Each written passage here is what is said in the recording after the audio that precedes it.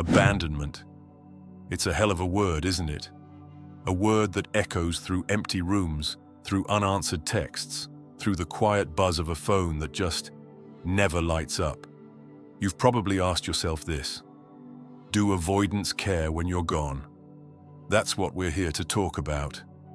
And I promise you, by the end, you'll have more than answers.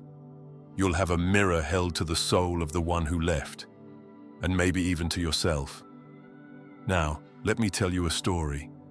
There was once a man I knew, bright-eyed, quick with a laugh, and hopelessly in love with a woman who, if I may say so, kept her heart under more locks than the Tower of London.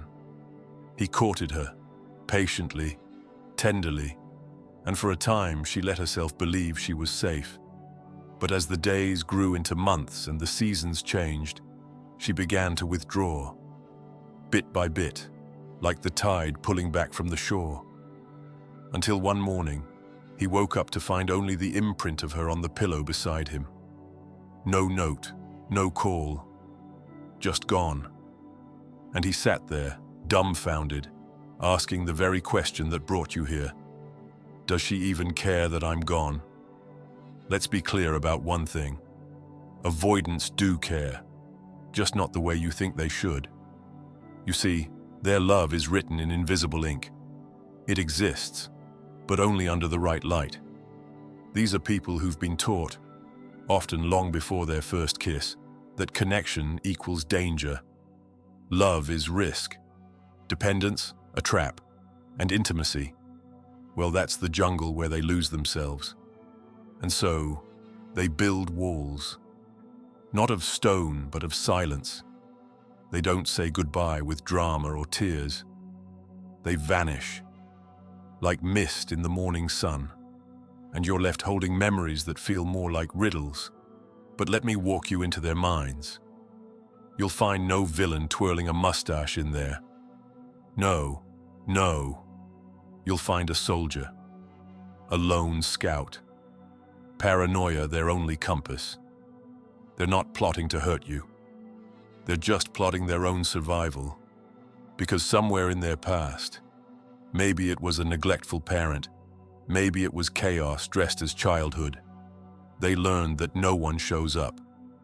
No one stays. So why should they? Even love, when it arrives warm and genuine, is met with suspicion. Too good to be true, they say. You'll leave.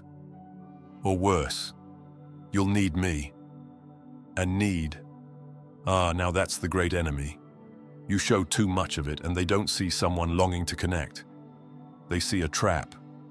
They see a mirror reflecting their deepest fear, that they cannot give you what you need. Let's not mistake this, though. The moment you leave, they do notice. But unlike the movies, there's no sudden sprint through the rain to catch you at the airport. No dramatic knocking on your door. No, it comes like a whisper. First, a question. Did I do the right thing? Then, why does this always happen? Then, the creeping, quiet ache of emptiness. The same emptiness they were running from in the first place. And that, dear listener, is the great irony. Avoidants fear abandonment so much they become the very thing they dread. They leave before you can. They run, only to find the loneliness waiting on the other side. I once sat across from a man, a surgeon, respected, brilliant. He told me how he'd walked out on the love of his life. Said it was too much. Said she was too emotional. But when I asked what she'd actually done, he paused. She cried because I missed her birthday. And then I saw it. The flicker, the tremble beneath the armor. He wasn't cold, he was terrified. Avoidants don't process grief like the rest of us.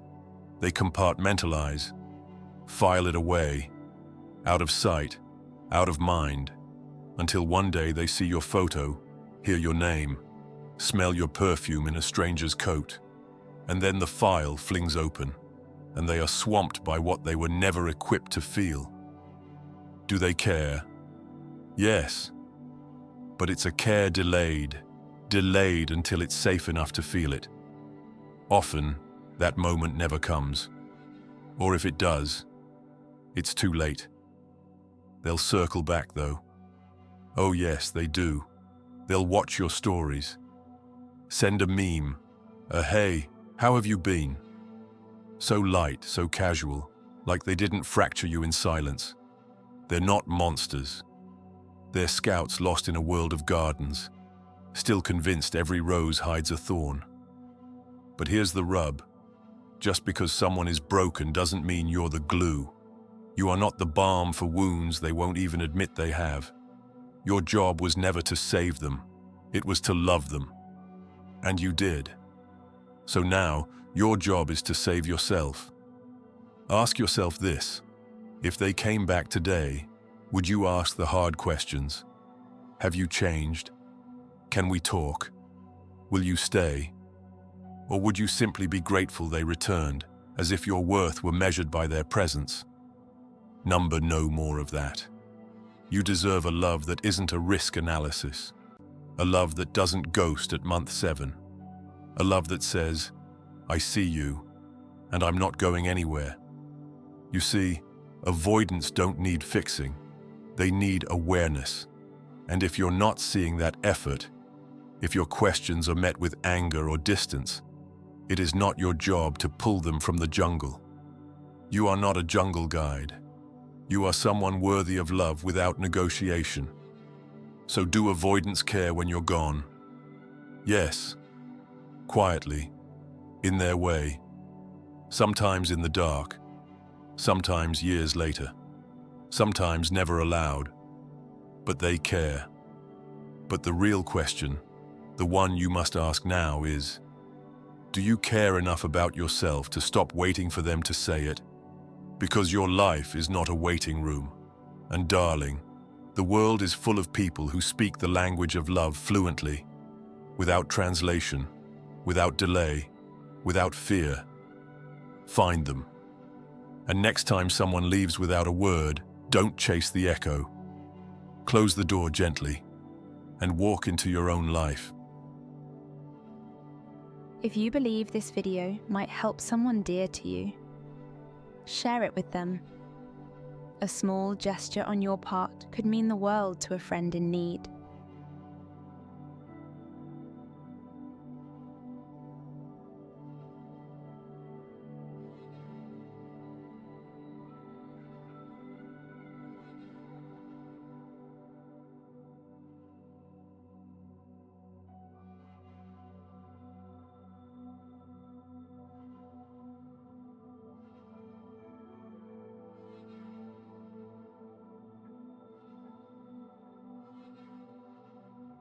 If you believe this video might help someone dear to you, share it with them. A small gesture on your part could mean the world to a friend in need.